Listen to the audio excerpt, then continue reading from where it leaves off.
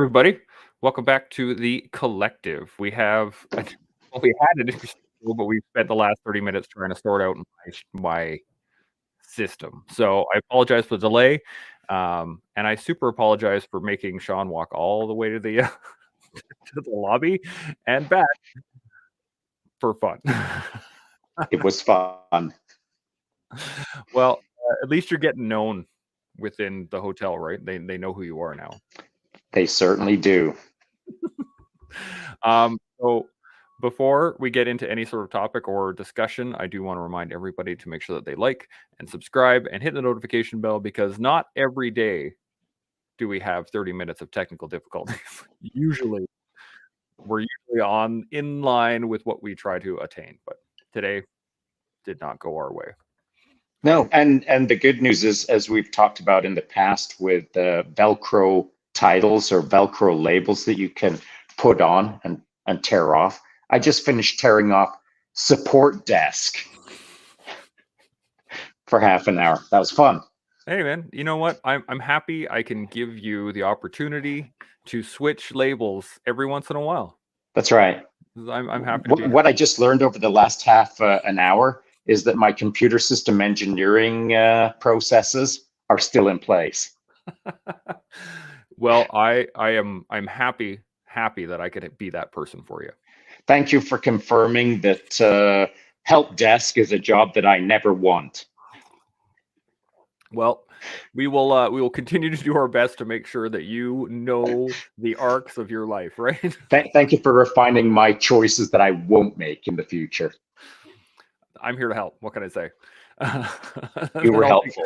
Take my help desk label off, and we'll get to a chat here. Patrick, good morning. Good to see you.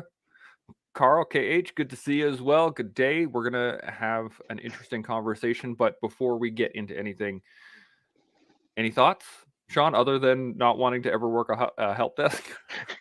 That was fun. That was so much fun. So thoughts, what do I have? Man, I've got so much thoughts on some of the things that I've seen over the last 24 hours here in Kelowna. Specifically, like just even at breakfast this morning, I spent 45 minutes just sitting down. I made 2 pour-overs, had some boiled eggs and some cantaloupe and whatnot, and watch people, as I like to do, as I've done most of my life, and observe how they're running their program. And I gotta say, like, okay, it wasn't a very large data set. It was I probably saw 150 people this morning in and out over that 45-minute period. But I was watching what they were eating. I was watching how they were moving around each other and how, as a society, they were interacting or not. And the poor nutrition choices, the poor drink choices, just the poor way to start the day. It wasn't encouraging. It didn't make me feel like things are going well out there. You know what I mean? Yeah. So that was my thought this morning. That's a good thought. Do you think that it's ignorance or convenience? Do you think that they know better? I mean, this is a conjecture, obviously, right? You're going to be trying to go into their mind, but based off of how you watch them pick and choose and interact with the item set, do you think that it's just they don't know or they don't care? I think it's some of both. I mean, if every person knew the totality of nutrition, they obviously wouldn't be going back for their 5th bowl of multicolored circles called cereal. So, if they understood nutrition, that wouldn't be occurring. But I don't think they do. Otherwise, they wouldn't be cramming back that 5th bowl looking for a 6th. So I think it's to some degree, some ignorance or of education, or they just aren't aware of how to run a cleaner nutrition program. But also, I think it's just laziness as well. And so I looked at, kind of 15, 16, 17-year-old kids sitting down at the table with their parents. And no one even blinked an eye when it was a tray full of Cocoa Puffs showing up. It was just like, check, business as usual. And so I did see some parents kind of raise an eye a little bit, but nothing was said. And so to some degree ignorance, to some degree laziness. Mm. Because I mean, come on, what parent who is actually in touch with reality doesn't know that the sixth bowl of fruity pebble cocoa puff things is not a good idea? I would say, like a special occasion, I could see a bowl or two, but six seems excessive. I watched a kid polish off two bowls standing right next to the bowl dispenser. Like, Wow. it's like the lever. Chunk, chunk, chunk, chunk. There's the big bowl. Straight over the milk. Glug, glug. Two bowls like that right there at the Wow. at the color dispenser. And when he got his third bowl of color, he went and sat with his parents. Dang. Yeah, no, that would not fly. Definitely not in my place. But I think for some people it is it's a stepping out of the norm when you go to a hotel. Like it's a kind of a big deal for a lot of people where like they don't normally go to hotels, so they just kind of allow whatever. And I've seen that as well. Dude, like the folks that were going for the sixth bowl, they've been going for six bowls a long, long time. I saw a 14-year-old kid, that would be my guess, a boy, who looked like a 50-year-old man. Mm. I mean, his health was atrocious. I mean, I don't even know what that kid's going to do by the time he's 15. This is the continual challenge, I guess, in our realm, is that what's seen is not always done, right? So they may see fit people, they may see people make good nutritional choices, but they don't want to or care to or want to make that hard choice, or that the choices haven't been explained to them in a way that they can actually understand. Oh, they know what's up. And I'll give you a good example. Okay. So I threw a photo up this morning on my Instagram stories as I was walking back to my table. And in the foreground is my breakfast with a Wired Differently coffee mug. I did 2 pour overs there. And I walked into the breakfast area in a pair of sweatpants and this T-shirt. And so, this is what people are seeing.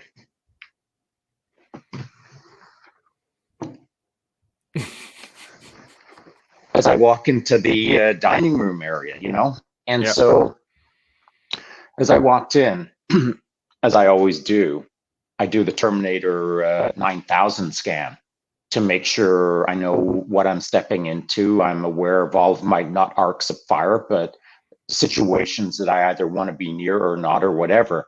If there's a table full of 8 screaming kids, well, I'm moving 3 tables over. So that's what I'm doing. I'm understanding my environment. And when I walked in, this is what I saw.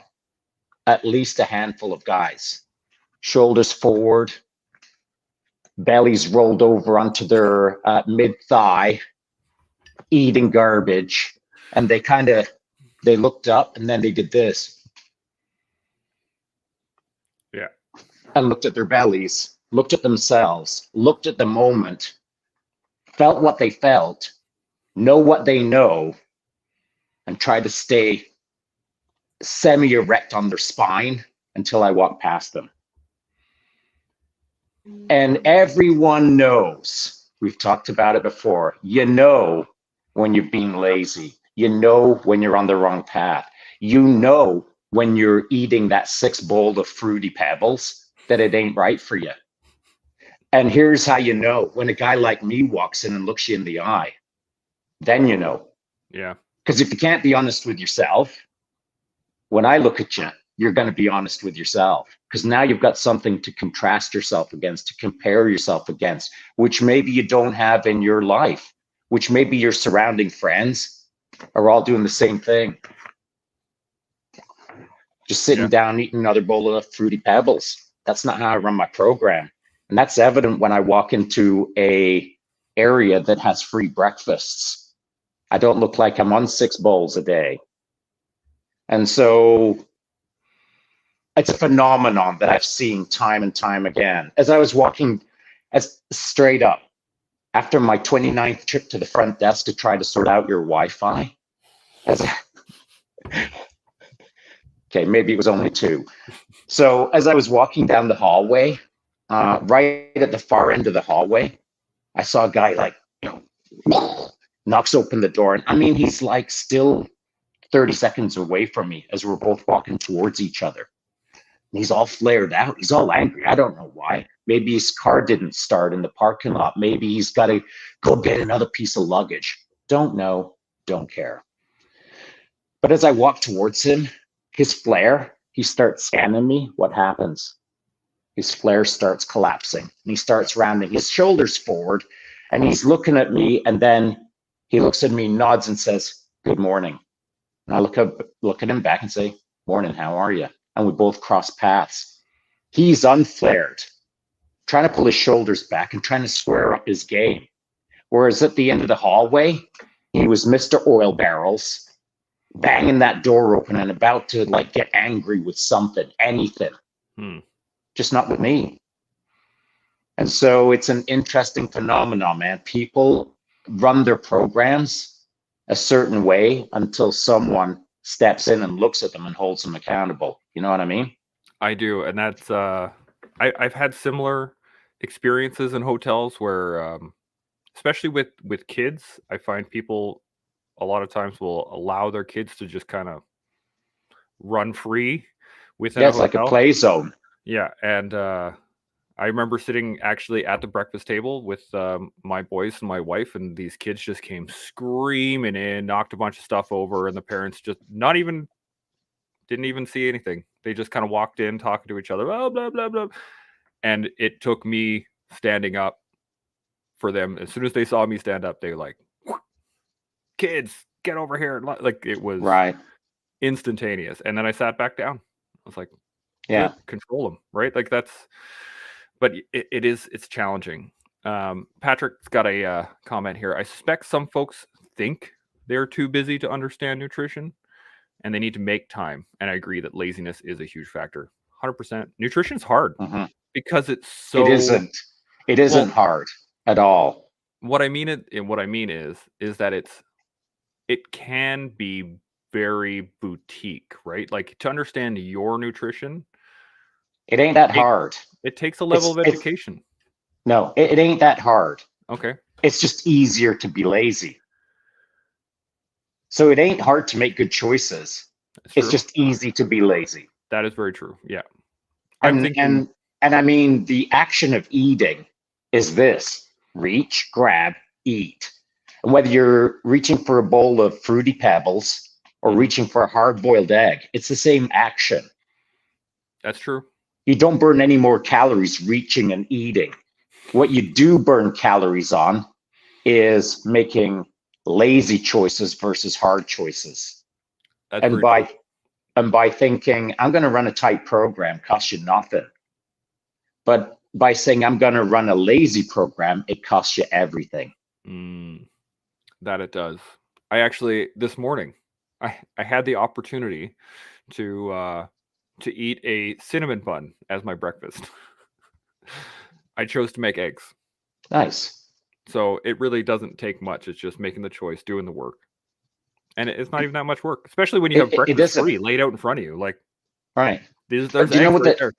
The beautiful part of it is, I think, is it's less about what you ate or didn't eat. It's about empowering yourself to be able to make the decision. Yeah. So you now have the ability to branching point every morning. You know that you can say, no, I'm going to take eggs today. But that doesn't preclude you from saying sometime in the future, you know what? I'm going to have that sugar-coated lie, as Jocko would say. Yeah. That sticky cinnamon bun. Listen, I do it from time to time. You know why? Because pattern interrupt, baby. Yeah. I like pattern interrupting myself because I can't be so dogmatic on my nutrition. I know how to run a tight game, but sometimes I run a not tight game in order to confirm my tight game, in order to pattern interrupt, in order to play, in order to experiment, in order to remind myself what it feels like to put dirty fuel in my body versus jet fuel. It makes sense. You gotta test the boundaries, regardless of where the boundaries were set. You're gonna have to test them every once in a while, just like you have to walk your security perimeter, even though it could be tight and everything's good to go. Well, you still got to check, You right? do. You can't just assume that everything is good to go and you'll be fine. Um, but it makes a lot of sense though in terms of, see, I've always thought nutrition was, it required a level of knowledge that I did not possess. Hmm. And it wasn't until I actually started looking in, like, the basics of nutrition are pretty much the same, right? You need protein, you need some carbs, you need some sugar, but the right types of sugars, and fat, really, right? Some fat, Yeah, the good fats. protein, fat, and carbs for Yeah, sure as macros. yeah. And then, that's the basics. So I mean, if you can just maintain that and a healthy lifestyle, you can be okay. But if you want to go super tight, I always thought it was a lot more, there was more information that I didn't have. Hmm. So, we got into coffee yesterday. Let's talk about nutrition today. This is a Sure, great thing to do. easy for Um, sure. I'm happy to. what are some good choices that people can make that you think that perhaps the average public, average Joe isn't making? What are some Mhm. good solid choices that they can make to turn that crap into jet fuel? Super easy. I mean, this is incredibly easy. And there's going to be a bunch of coaches out there that are going to flip upside down when I steal their business. Uh, because I'm going to make it incredibly easy for everyone to be successful in respect to nutrition. First of all, there's a bunch of different ways to approach nutrition. We'll call them diets, for lack of a better term. The diet, whether it's keto or caveman or vegan or vegetarian or banana or meat or whatever, I don't care what the diet is, the nutritional approach. Find one that works for you, that makes you happy. Like if you don't like eating meat, don't try to be a caveman keto. If you don't like bananas, don't try to go on a 30-day cleanse of just bananas. Hmm. So find what works for you in the sense of what makes you happy. And by happy, I mean over a freaking long term happy. Because you can choose all of the diets in the world. Listen, I wish I had $1 for every time someone gets super excited and pulls up next to me and says, "Yeah, I just started the keto program. It's going so well for me. It's amazing." How long you been doing it? I'm almost at a week in. Yeah. Okay. So, the idea being that a trend is over a long timeline to see if it's successful for you. And by that, I mean in excess of a year to see if it's suitable for you, if you enjoy it. Hmm. Because you don't want to be cherry picking diets every 3 months and flippity flopping, because what you'll see is forward progress and then regression. So you need something to stick that has consistency, that has reliability in the sense of, oh, I enjoy eating like this, and oh, it makes me feel good, and oh, I'm at a healthy weight, and oh, I can perform reasonably well. That's what I think when I think of diet. Something that works for you long term, makes you happy. I like that. I realized this pretty, I don't know, maybe I think maybe 5, 6 years ago now, was that if I don't get enough protein throughout a day, it affects me through the next day. Mm-hmm. And I'm sluggish. I don't have as much energy. I need to, um, and I told my wife that at one point, and she makes the majority of the dinners in our household, but she started to add more protein into our cycle, and my energy levels went up Mm-hmm. over the span of a couple of months. And so I confirmed it, and I started, when we didn't have a lot of protein in the meal itself, I'd go and have like a protein shake afterwards. And that kept the protein levels up, which allowed keep my energy levels up, which allows me to Mm-hmm. do all my stuff, right? And it was just that simple of a concept of, maybe I need more meat in my diet. And we added more meat into my diet, and it worked. Now, that's not a huge shift of my life, but I have more meat now than I used to. And that, Right. So let's talk about that a little bit, because that's probably the first place we need to start is with protein. Hmm. Most people don't get enough. You don't know if you're getting enough. All you know is you increased it, but you're not tracking and trending it. True. So, like just over the last 7 days, I've had two guys that follow me that have said that they are trying to do this and they're trying to do that. And then I'll say, are you sure that you're getting enough protein? Oh yeah, I definitely am.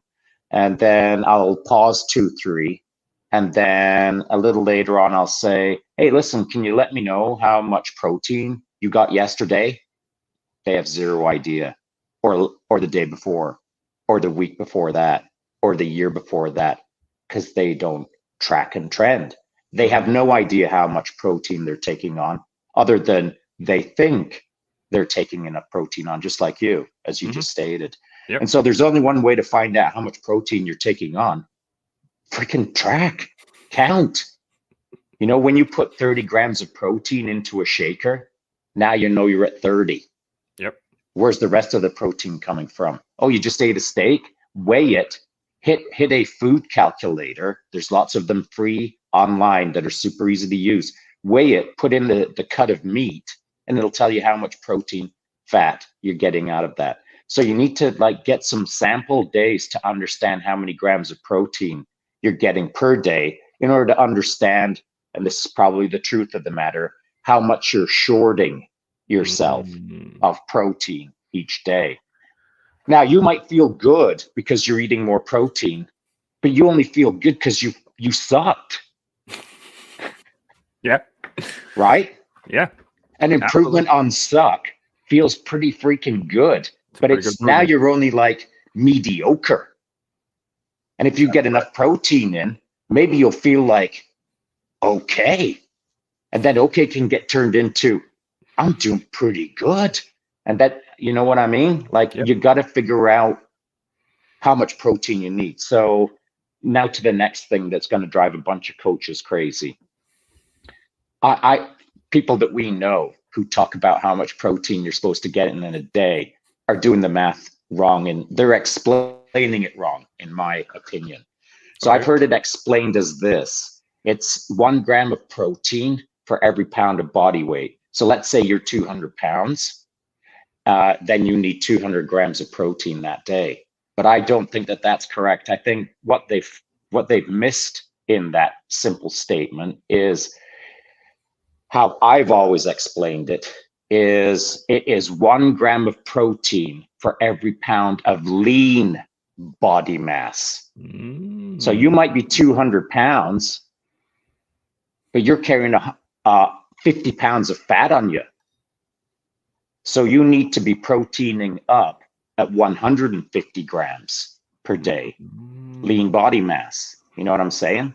Right. So what if you're a 250-pound guy now? Let's say you're a 350-pound guy, and 200 pounds of that is fat.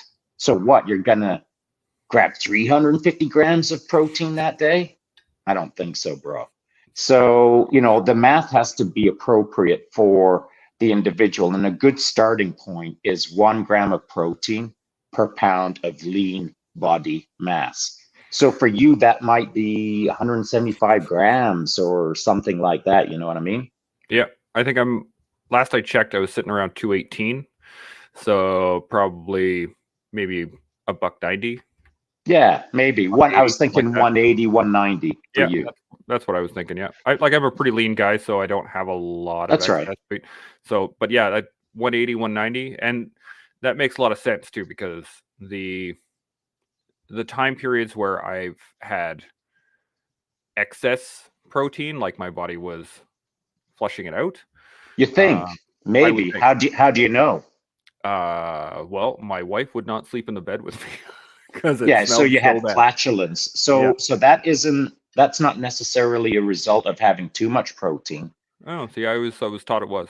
I know lots of people think lots of things. Mm. Not too long ago, I said that I put in about 60 grams of protein, 30 grams of collagen protein, and 30 grams of a vegan protein. And John Mhm. from Wired Differently did the math and said, hey, that's a lot of protein.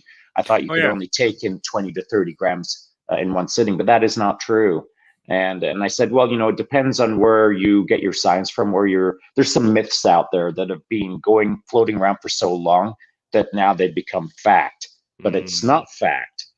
So it depends on where you're doing your reading. And after I'd said that, live, what I did do was send John a science-based link to explain why you can take on more than 30 grams in one sitting and how your body can pool that in your blood plasma and blah, blah, blah, whatever. Biology. And so the truth is that how you manage protein and how I manage protein and how John manages protein has some similarities, but we're all unique biologies to some degree. So there's some rules of thumb, and perhaps you were taking in not enough protein in that one sitting, but what you were doing was taking on a protein that doesn't suit your GI tract, is giving you flatulence because, I mean, guess what? Beans are a great source of protein, but that doesn't mean that your body is suited to working through all of that fibrous protein-based stuff and not suffering for it. Each person works a little bit differently in their gut based on the bacteria load and blah, blah, blah, whatever. Again, biology. So, it might not have been directly related to the volume of protein. It could have been the form of protein. Type of protein. That makes a lot of sense. And that makes a lot of sense. I'm going to start trending because you do need to. And protein is the one that you really have to nail each day. I mean, if you get your protein sorted out, the rest will take care of itself to some degree. It's not that you're not going to eat carbs, and it's not that you're not going to eat fat, but you do need to get your protein. So here's how I explain it in a very simple basis. Kind of now we're talking about a level 2 explanation. So level 1 is get your protein, 1 gram per pound of lean body mass. Now we're going to go to level 2. Okay. Get your protein. And if you are an athlete who does aerobic activities for more than 1 hour a day, now you need to start thinking about where your carbs are coming from and are you getting enough carbs? Because as a aerobic athlete, or more correctly, as you start moving towards endurance athleticism, or even on the mats as an example, if you're going to go on the BJJ mats for 2 hours, well, now you have to start thinking about carbs. And so not fibrous carbs, not like slow burning carbs, like a whole bunch of oatmeal with fiber, because knee on belly isn't awesome when you've got a belly full of fiber. So, in respect to BJJ for carbs, your timing and your sources of carbs are important. So pre-BJJ, you wouldn't want to be taking on a bunch of heavy protein and carbs and fats. I mean, 2 hours before you get on the mats, try not to eat anything. But before you get on the mats, you want to be taking on some simple carbs that are easy to break down and turn into blood sugar in your blood plasma and then stored in the liver lickety split so that your glycogen feed is maximized, because you're going to be drawing down on your glycogen on the mats. You're not going to have the ability to start breaking down stored fats and proteins in your musculature or throughout your body. It's just not the way it works. Your body's going to draw down on glycogen and blood plasma and in your liver. And so you need to top those up. And by topping those up, I mean, do whatever you can to feel like you have a full load of blood sugar on your body. Now, you can test against that, but I don't think it's necessary. I think that you've just got to eat a healthy breakfast to start off your day. Or if you're on intermittent fasting and you start eating around noon, well, at noon, you're going to be getting your protein thoughts taken care of right away, and you're going to be considering when your next workout is. So for me, as an example, I finished the collective, and then I'll start gearing up to go out for a bike ride, and I haven't eaten yet. And my first stop might be at Hooper's, and I'm not going to grab something that is mega thick. I might just grab something that that I can uptake really quick, or my body can break down and then uptake really quick. And that might be something like not a donut, but it might be like some sort of a treat, but not like a candy treat. So So I'll like be like a taking, pastry or something? yeah, precisely like a pastry. But here's the difference. See, I've got no problems with taking on a pastry because the pastry has clean ingredients Yeah. from Hooper's. So it's high quality butters, high quality pastry, high quality filling. It's all real food. So I've got no problems with taking on real food. I'd rather take real food on than take on a pack of gel. Like goo or any of the standard issue 100 calorie gel packs or 200 calorie gel packs that are essentially just high fructose, high glucose containers, Yeah. which create a rapid insulin spike, and now you're off to the races with all sorts of chaos going on in your system. Whereas real food will mitigate some of that spiking and will start slowing down the metabolic pathways to some degree, so that you're not out there like a freak on whatever, some sort of amphetamine. Yeah. So for me, it's about making sure that the protein is nailed, and then I'm looking ahead into the day to see how I need to eat for my next upcoming quote unquote event. So now I'm not understanding how to do this correctly, but when I was doing intermittent fasting, the last couple of times I've done it, I would do it for a month, and it felt pretty good, but the timings were so off with my family, it was very difficult to eat with them. And the reason that I had to shift it so hard was I was doing from 2 till 10 Like what, because in the afternoon till the yeah, evening? And what were yes. you doing? That's when you were eating? That was my eating time period. Okay. I was doing an Mhm, 18 and 6 or 8 and 16. And mhm. the reason that I did that was because I would usually be so hungry after doing jujitsu. I would get home at like 9:30 and I would need to eat something right away because I would just be starving because I hadn't eaten since 2 in the afternoon. And So not hang on a not sec. actually What time? starving, but Yeah, what time did you get on the mats? that would have been at 8 when no, 7 when we start, So and then why I do didn't you 2 just hours. take on some food at 6?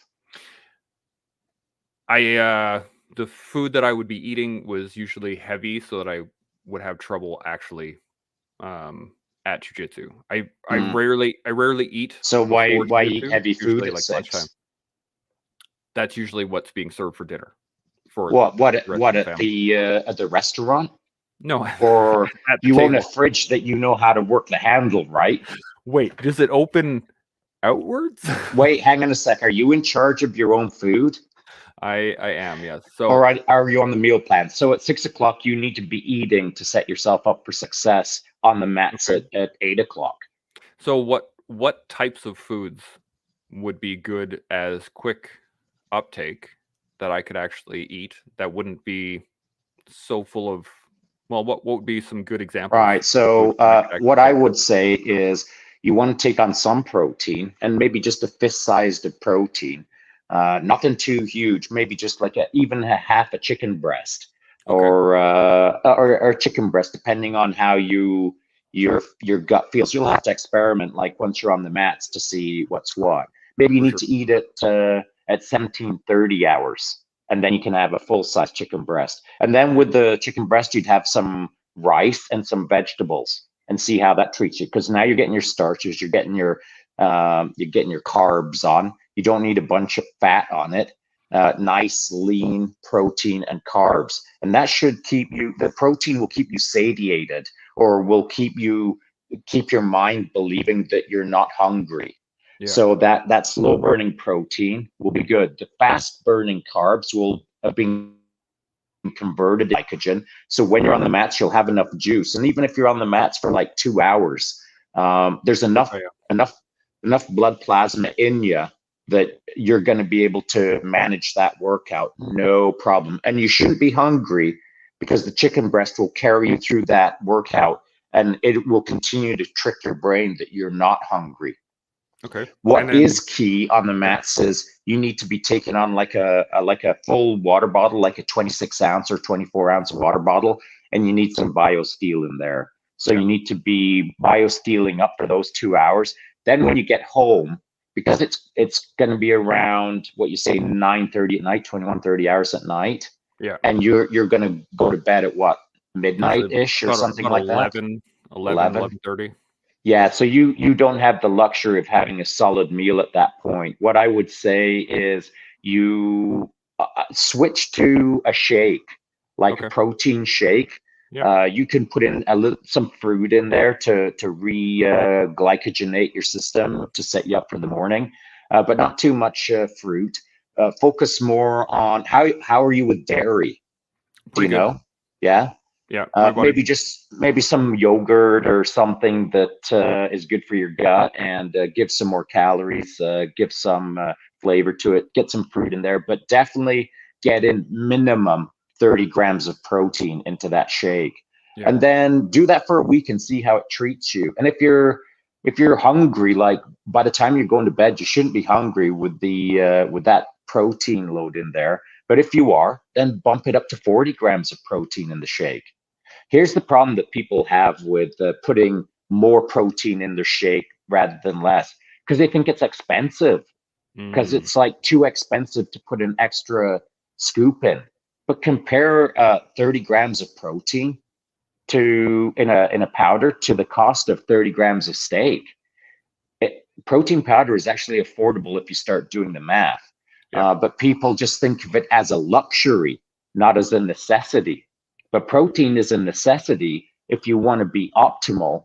If you then want to see your full potential, which then perhaps shows you your full earning potential.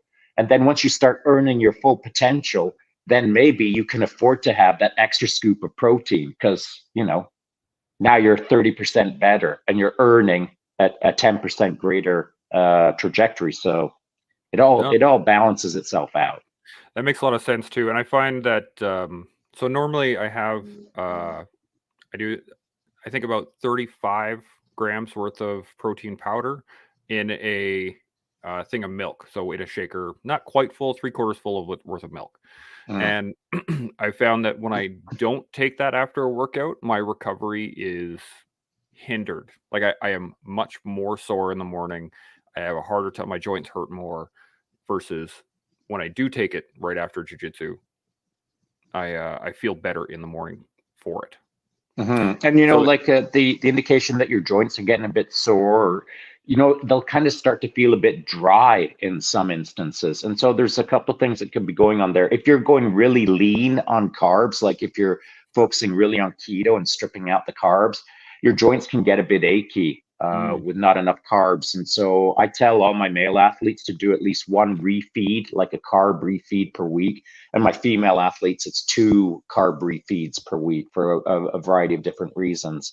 And so the carbs are critical for the joints, but oils, man. I mean, get some fish oils, some omega-3, omega-6, omega-9. Look into the various omegas, and 2 of them are good. One of them is not. That's for the Google masters out there to figure out. But you want to Raj, get on some fish oil for those joints. Raj, you can definitely. What about the Jocko and a lot of people are big on the krill oil? Is that Mm-hmm. similar setup or is it a different type of oil for the body? Is because that still is a fish oil, right? Like it's the same thing, It but is, yeah. okay. I mean, one of the advantages, one of the hypes that krill oil got was it is a deep water crustacean and supposed to be clean, no heavy metals, no mercury, blah, blah, blah, whatever. And so, it has a unique chemical makeup, which doesn't significantly shift too much from your standard issue, Norwegian wild caught fish oils, etc. So I don't think the cost for krill oil is worth the push. What I do believe is it's tasty for companies that are using slick marketing to increase their profit margin. So I think there's some of that. Makes But I sense. think any healthy oil, any healthy fish oil is better than none. So if you think that krill oil is the solution, go buy 2 bottles. I don't really know. I've tried the krill oil before. I didn't really notice that much of a difference over the span of the bottle itself. Mm-hmm. So I don't know if maybe I just wasn't taking enough, or That is also that, the dose is the medicine, I like to yeah. say every once in a while. And so again, for at least for me, sometimes I underdose just because I'm trying to control my costs.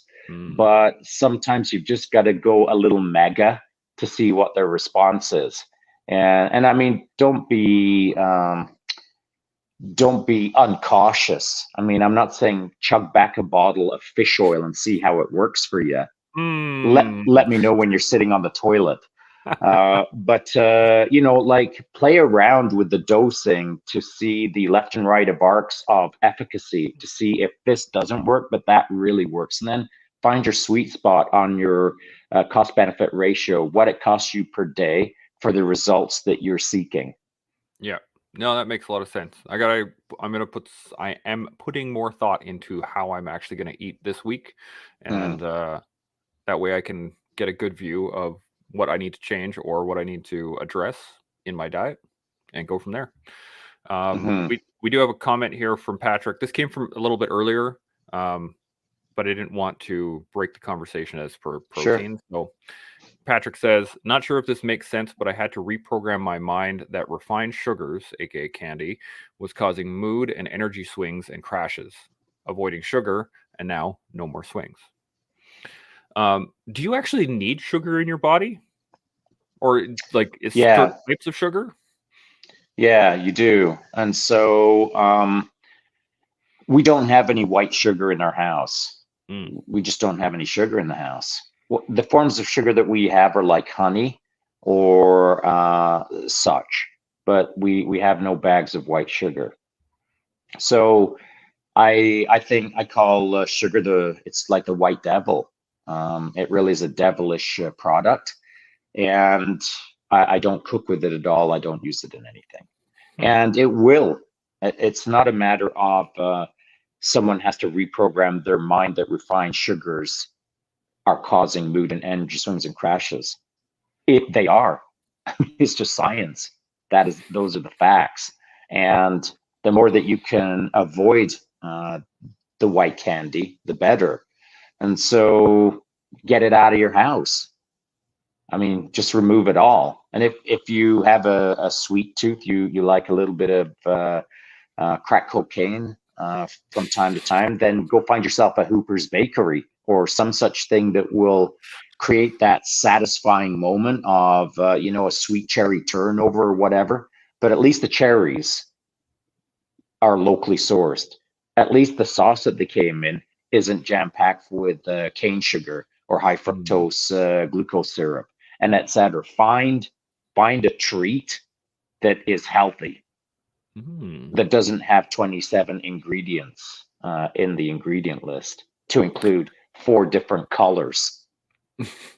Now, what about people that want to bake or really enjoy making pastries at home? People making cakes, making all kinds of stuff. Most of those things require sugar, white sugar. They don't. You can go find recipes out there that don't require sugar. So what we're distinguishing now is there's people out there who like to bake and eat sugar, and there's people out there who like to bake. I like it.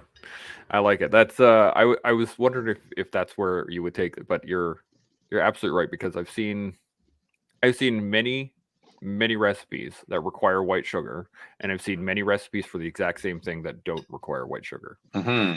that use other They'll sweetenings. use apple puree, or they'll use honey, or they will use some various other sweeteners. Now, let me hit you with this. We were in, was it 2017 maybe? We were at Fort William in Scotland at a world championship of 24-hour solo. There was a restaurant there, really great restaurant, really funky, sort of eco-conscious, really care about the product that they were putting out. Their baked goods were phenomenal. And I asked them, like where did they get their recipes from? And it was from a vegan cookbook, a great cookbook. So it was so good that I actually bought the cookbook myself. And listen, I don't buy cookbooks because I just don't use them. I cook by feel. Yeah. At the end of whatever dinner I'm cooking or whatever I'm cooking, if you ask me to tell you what I just did to create that meal, sometimes I don't even know. I just zen out, man. I'm in the flow zone. I just flow and cook, and my family laughs at me. I'm notorious for it. I can't create my recipe for the meal that I just cooked, which is kick ass, because I don't measure anything or whatever. I just cook. Yeah. And so this vegan cookbook was a rarity for me, but I was so impressed by how tasty these desserts and these foods were, because really it's real food that has a little bit of a dessert-like flair to it. It could just as well be a meal, like a real meal, but it feels like a dessert to some degree. And so there's many ways that a person can bake if you've never baked before, that doesn't require a whole lot of ingredients. In fact, I would counter that it requires less ingredients to bake well than it does to bake crap. And so, I mean, these are just realities. Yeah. Go find 3 bottles of color number 6, number 8, and yellow number 10 for me in order to recreate the Twinkies. Oh, let's not forget the trans fats and the rapeseed oil and the et cetera, et cetera. Yeah. Just buy all 47 of those ingredients to create that Twinkie, or go buy 5 ingredients to bake something that tastes good and is good for you. Yeah. And so I think it's easier to bake healthily than it is to bake unhealthily. So there's not much of an argument for me in respect to, but what if I like baking? I can't bake without killing my family. Yeah, you can. Change your ways. Yeah. I've always been I've been a proponent of consistently doing things the long way. I like things that are done the long way in terms of baking, especially, or cooking. Anytime we needed whipped cream, I would just buy heavy cream and whip it. Me And too. I, add a little bit of vanilla, throw in a little bit of honey, and she is a good to go. Agreed. And now, one of the things that I've had a challenge with was the fact that I don't, I lost my interest in food. I guess maybe not lost is the correct terminology, but I found once I started dealing with PTSD and depression and a few of the other issues, was the fact that my desire to eat, my desire for food, went away. And there would be multiple days where I wouldn't eat, and it wouldn't, like, I wouldn't even realize that I needed to. I wouldn't feel hungry; it just would disappear. And over time, I've gotten into the habit of just eating because I know I'm supposed to, versus actually wanting to eat anything. Wow, that sucks. It does. But I'm thinking that then the way to get through that is to set a pattern, and lay out the food for me so I don't have to think about it, and then just eat as per, but eat well as per, rather than just eating whatever is in front of me. So let me hit you with an interesting proposition, and then I'm Okay. curious as to what you think about it. So you might have seen that just recently I put up, I think, maybe 3 or maybe 4 videos of me just randomly cooking. Mhm. Not planned cooking. It wasn't like I'm going to go teach the internet how I cook. I was just cooking, and I thought, oh, I don't think I've ever really filmed myself like prepping, and I did nothing special. I just hit record and then forgot about the camera and just Yeah. carried on. I cook all kinds of things all the time in all sorts of different ways. I've been cooking so long that I don't even know how I cook. But what I realized was people don't know that about me, that I cook and I can create good food. But it only came about because I started by combining an IMP with a bottle of Tabasco a long time ago. Those are pretty good. They were, but like food can be modified so it becomes more palatable. So that's when I started learning, and then I never stopped learning how to cook. And so now I'm going to hit you with my proposition. Okay. So I threw up those little videos, not for me, for you. for guys like you who don't cook or have lost the interest in cooking or have forgotten how passionate they can be about something, anything. Mm-hmm. Now it's food. So I'm looking at a guy who is bored by food, doesn't eat enough awesomely exciting food that he's excited to create the next meal that is going to be freaking awesome. So if you won't do it for yourself, you can do it for the team, which is what I am doing. That's a good point. That's a very good point. And it's not so much that I'm bored with food, or that it's not that I'm Oh, sorry, unmotivated. I heard you say that you'd lost interest in it. Maybe I misheard you. That is Maybe what I said. it That could is have what I been the said. cat. I think maybe, you know what? I will Yes, ponder you this. will. I will ponder this because, like, I used to cook. I used to cook quite a lot. I used to bake. Dude, I used I to have make my no own bread, doubt.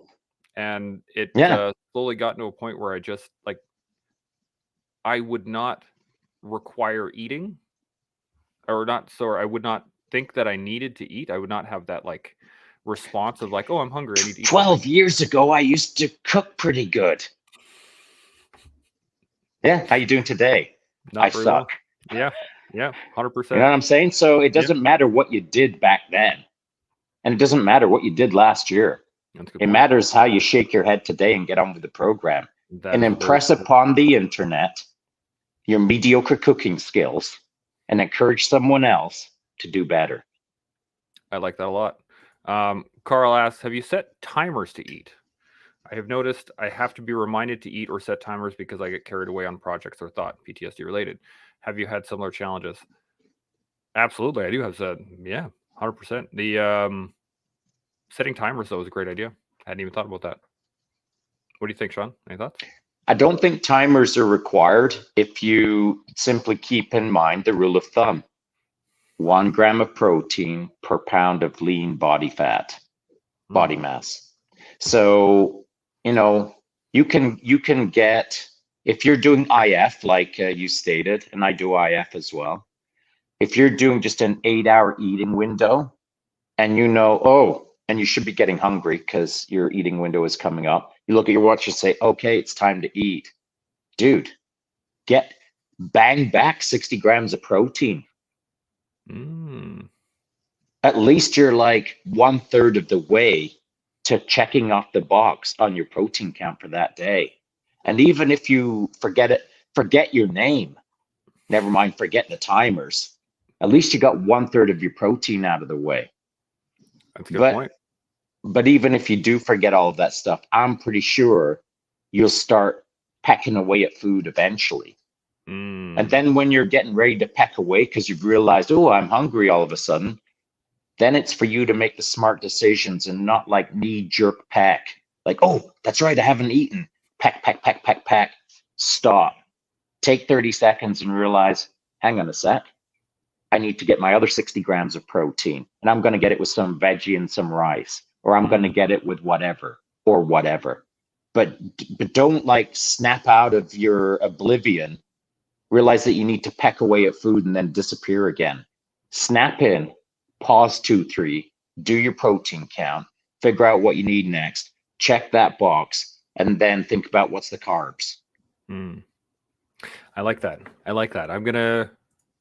That'll be I'll have to manage that tomorrow because I'm getting a ton of protein in just shortly, actually. Oh yeah, what are you doing? Elk roast. Oh, that's nice. What did you do with it? My wife is actually preparing it right now, but she pan-seared it with some thyme, some rosemary, a little pepper and salt. Pan-seared the outside, threw it in the oven, and it is roasting right now. And then we're gonna have some double baked potatoes to go with it. Oh yes, you are. Gravy and how are you making your gravy? With the elk drippings. Oh yes, you are. Yeah, so this is gonna be a fantastic meal. I'm really looking forward to it. We got some salad coming as well as some interesting some dessert brought from the Italian center here. So it Oh is going yeah. to be, What dessert per? I'm not sure yet. My aunt is coming over for a dinner with my cousin and his wife, and then we're all going to sit at the table, and they're bringing dessert, they're bringing salad, they're bringing some other Fantastic. things, and we're gonna dig into the. I could like the house is just filled with elk roast. Like it smells so Dude, good in I'm here right jelly. I've got to figure out. Actually, Green put me on task that I've got to figure out where we're going to have a family Easter dinner somewhere here in town. now. Yeah. Oh, that reminds me. Actually, I'm gonna be. Tomorrow. That's not what. No. In May, I'm gonna be going down to the ranch for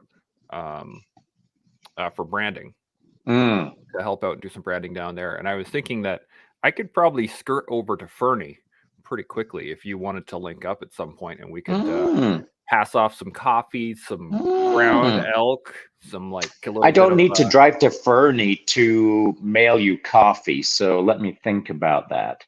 Okay. But I'm not ruling it out. Who knows what'll happen? When did you say in May? It's May long weekend, yeah. Okay. Right now it's May long weekend. Sometimes Right. it shifts based on the weather, but they're planning for May long weekend is when I usually All go right. down. And We'll I'll figure go it down out. there. Yeah, we will. But Okay, that way I but can actually get you some meat, some actual elk, fresh. but on a more real-time concern, Yes. tomorrow, what are we thinking for timings? Tomorrow we're good to go for 1100 or 1000. 1000 hours PST. Yeah, Pacific. Yeah. Fantastic. Yeah, we're good to go. We Tanya was going to join us, but she can't make that timing, so she'll Okay. be switching to next Monday. Fair enough. But we still got other guests coming in tomorrow. Is the Sebinator on or the Seb Hour? He is, yes. All right. The Days of Lavoie shall That's continue right. on Mondays. I love that. And it is so yeah, we're good to go for Monday tomorrow. Tuesday we got stuff. We got Wednesday stuff. Yeah, that's good. Monday evening I'm back in Roslyn, so rock on.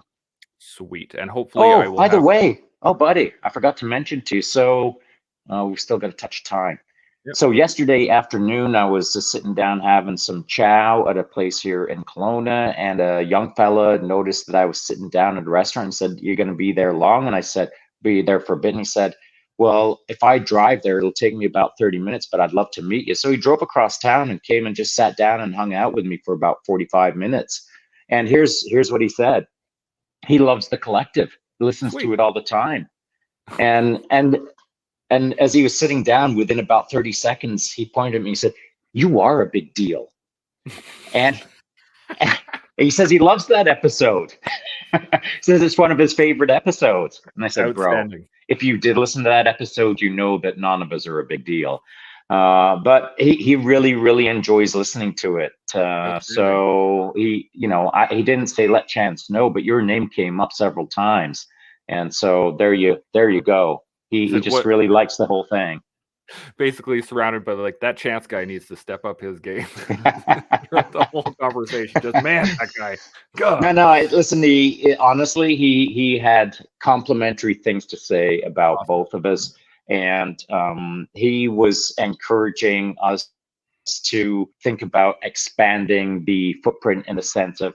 He said, "Hey, have you ever thought about doing it?" It was Kevin O'Leary, Redemption Inc. And I was like, "Redemption Inc., Kevin O'Leary." I thought he was Dragon's Den. What are you talking about? And he said, well, it was a show that they were kind of not scaring straight kids who were youth at risk, but along those lines. And he said, "You guys would be great for youth at risk." And I was like, "Yeah, I suppose." I've never really thought about those kind of things. You know what I mean? Yeah, I hadn't. I've never really thought about who on earth could we even be helpful to other than just trying to be helpful to everyone. But I hadn't thought about certain demographics or these kind of things, That's an interesting idea. It is. It's a realm that I had not previously thought of. So, I mean, that could work quite well as like, I'd like to inspire them straight, not scare them straight. I think it's a more depth-based approach, right? Because you can scare someone straight, but that lasts as long as they're scared. As long as you're standing in front of them. Exactly. And that's usually when they stop being scared is when you're not there. So to really inspire someone to do something better, do something different, to expand their own horizons would be a much better long-term gain than any sort of, because you and I could bark at people all day long, right? And we could, you need to blah, blah, blah, blah, blah, blah. Well, I spent half an hour barking at you before we started this show. Right, exactly. And I didn't sort myself out to begin with. So, no, that's a very good idea. What was his name? Should we give him a shout out? First name Jesse, if I recall correctly, and he knows Seb as well. By the way, he went on a mental health walk with Seb and the crew out there, right on. and Seb had mentioned my name several times, and so that's how we started. It's this incestuous circle, all involved with Seb. Days of Lavoie. The days of Lavoie carry on. The network is growing. Yeah, even on the days of not Lavoie, he's still up in my grill messing me around with days of Lavoie. He lives rent-free in your brain, 100%. Dude. In fact, I think he's charging you rent. I'm telling you, I'm paying utilities as well. Absolutely. Well, we're just at an hour here. Awesome conversation. Thank you for the information, first off, on nutrition. I think that's going to help a lot of people get a much clearer view of how to build upon nutrition. And barely. Yeah. But I think for a lot of people out there, nutrition it seems like such a big world to even get started. And a lot of people don't even know where to start. But I think that engaging your protein right away, I think that's a great place to start for a lot of people, because it's a lot easier to manage and track than a lot of other things. So I think that's there's a lot of really great takeaways from today for sure. I'll be pleased if the takeaways take traction for you for at least a week, because I'm curious to see how you feel after a week of clean fuel and enough protein. I'm diving in today. You might be double burls. Double burls? Oh, double burlage. Do you think anybody could handle double burls? Like, I'm barely handleable as it is. I'll need a larger laptop. You aren't going to fit on my screen. Maybe I'll just sit. I'll have to sit back. Maybe that'll improve your microphone. Maybe we'll see what happens with that. Any final thoughts before we shut her down today? No. It was a fun chat, and thanks for modifying the time for me, of course, and for tomorrow as well to the guests. Look forward to it. And as always, if anyone's got any questions on nutrition, etc., hit up Chance. Send him a DM or send a comment in this YouTube video, but mostly hit up Chance, because he's the wizard behind the curtain who gets to collect all of the questions. I won't. He will. Hit Chance. Yeah, shoot me the message. Chance is the man. I will. Well, I don't know about that. Chance is the man. I'm just here to help out. I may be the wizard behind the curtain. You are. You are the collector of questions. All right. Well, with that, hopefully we can learn how to do our nutrition better, which will allow us to build clean muscles. There you go. And that way we can grow as human beings, but also dude, what just happened there? I don't know. It's like I have this same line that I continually use every day. But until tomorrow, when I can use it again slightly differently. And a little bigger. A little bigger. Just a little bit. We'll see you then. Chimo.